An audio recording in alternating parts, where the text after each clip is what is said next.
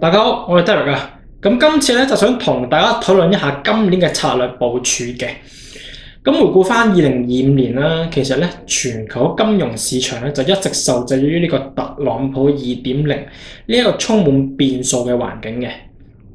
咁雖然啦，面對住利率政策嘅不確定性咧，通脹壓力重現咧，以及咧呢個地緣政治風險等等嘅多重挑戰咧，其實咧市場咧整體嚟講咧依然係表現相當之硬淨嘅。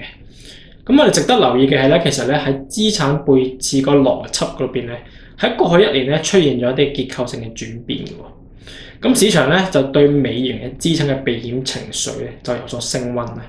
加上咧全球嗰個貨幣寬鬆週期嘅影響咧，其實一啲嘅黃金同埋貴金屬嘅價格咧喺2025年嘅時候咧就錄得呢個顯著嘅升幅嘅喎，咁就充分發揮咗佢哋喺防禦性資產同埋替代貨幣嘅功能嘅。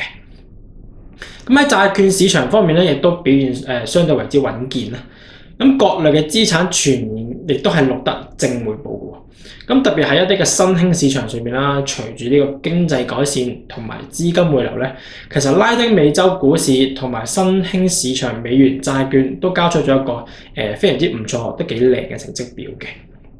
咁我哋咧就都展望翻2026年咧，其實市場焦點咧係將會集中喺經濟增長動力嘅可持續性上面嘅。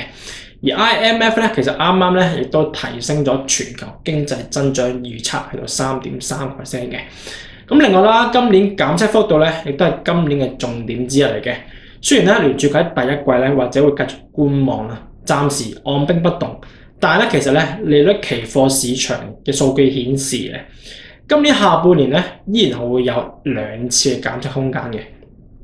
咁喺呢個減息嘅預期支撐底下咧，其實宏觀環境對風險資產咧仍然係具有一定嘅利好因素嘅喎。但係咧，我哋而家眼見咧，目前美股嘅估值咧已經升到歷史嘅高位啦。喺2026年嗰個投資策略咧，就應該以多元化分散配置咧，去作為一個核心嘅原則嘅。咁第一啦，我哋繼續咧就睇好咧新興市場嘅股債表現嘅。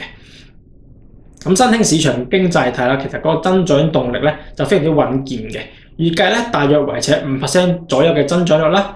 加上咧通脹回落，各國咧嘅央行亦都提供咗咧進一步減息嘅政策空間嘅。咁特別係一啲嘅新興市場美元債券咧，其實而家嗰個收益率咧亦都係維持咗喺5至6%嘅水平嘅。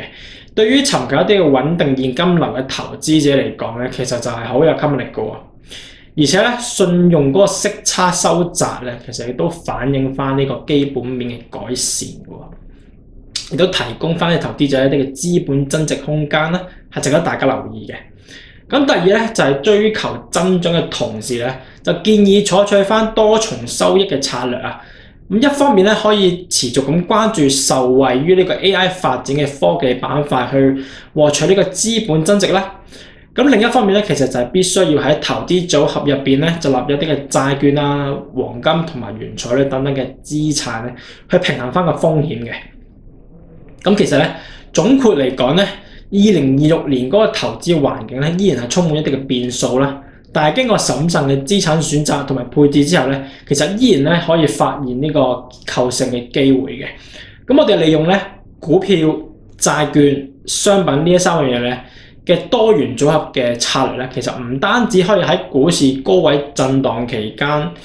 將呢個回報同埋風險取得平衡嘅。咁我哋今個禮拜咧就先講到呢度，我哋下次再見，拜拜。